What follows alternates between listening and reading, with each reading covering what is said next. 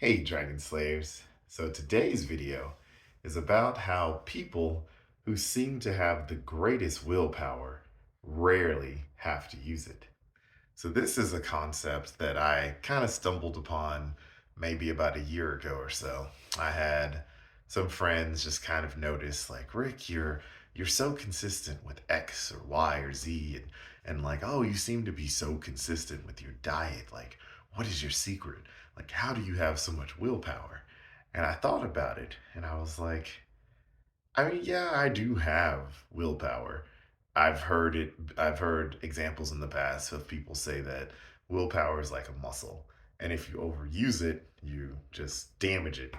You can only abstain from something for so long that you really want. And I said, well, I do use willpower, not to say that I don't. However, I set myself up, my life up in a way to where I don't have to use as much willpower as you think. So it starts with understanding your own personal psychology. And everyone is different and everyone works differently. So what I'm about to share with you applies to me specifically. You have to understand how to use it for yourself. So I am very much out of sight, out of mind. If I don't see it, I don't really think about it and I don't really crave it. So, for instance, if I don't buy, like, I love wafers, all sorts of wafers. They're probably one of my favorite garbage foods to eat, if you can even call it food. So, I don't buy them. My trick to not eating wafers is not buying wafers. And if I'm really jonesing for it, I will wait until I know that I'm going to go to a social event or be with friends, and then I might buy a package. I'll eat a few, get my fill, get satisfied, give the rest away. If there's no one to give it to, I will throw it away. So I look at carbohydrates and sugar in general as I do dollars. So number one rule, I don't waste money, right? Like I'm not gonna buy something that I know I hate or don't like or I just think is okay in general. So why should I eat carbs that I think are just okay? I love cheesecake. You know, I think it's one of my top tier desserts. And there's different tiers of cheesecake. Every now and again, I have a strong craving. And so I will buy what I think is like my favorite cheesecake. Of course, it's not cheap. Most of the best things in life aren't. But I really enjoy that slice of cheesecake that I get. And I might not do it again for a couple of months. Um, Chocolate. So I think Valrhona chocolate is the best chocolate in the world. If you've never heard of it, it's French. It's amazing. And so it's also very expensive. And I import dark chocolate, dark Valrhona chocolate from France. And so it's like, well, yeah, I up my quality. So number one, when I do cheat, I make sure it's the highest possible quality. And I always make sure that it's exactly what I want. Because if you're getting exactly what you want, you will be satisfied and you will not have to have it as often. Uh, Tip number two is just stop buying the things that you know you are weak to, much like an alcoholic. If a person is an alcoholic, they shouldn't have alcohol in their home.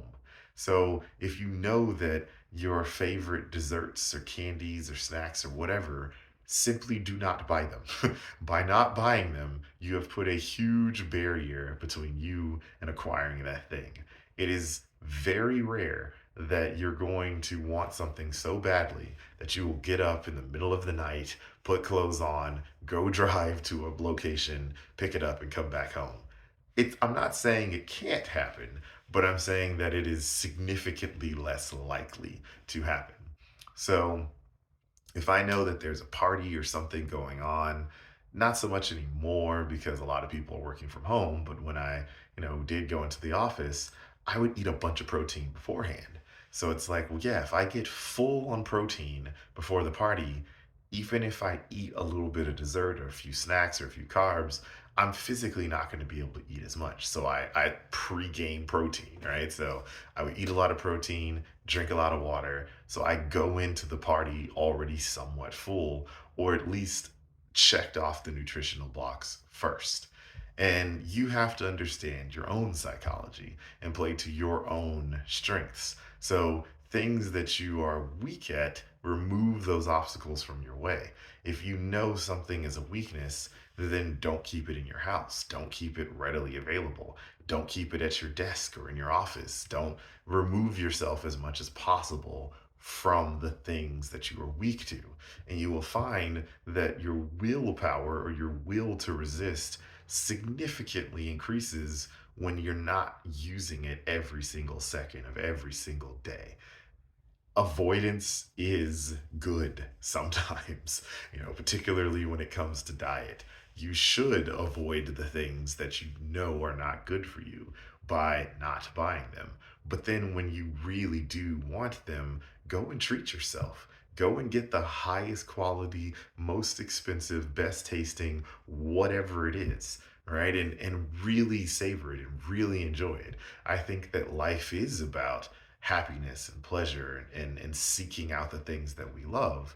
But when we know that something is not good for us, we should not dwell there. We should not live there. A piece of cake, a piece of cheesecake, a cookie should be an occasional treat. It shouldn't be an everyday thing. It shouldn't be, cookies should not be a lifestyle. So that's just how I get around things and how, people perceive me as having far more willpower than I actually do. In fact, I just am really good at avoiding avoiding things. So that's what I've got for you guys today. Don't forget to like and subscribe because it really helps the channel out.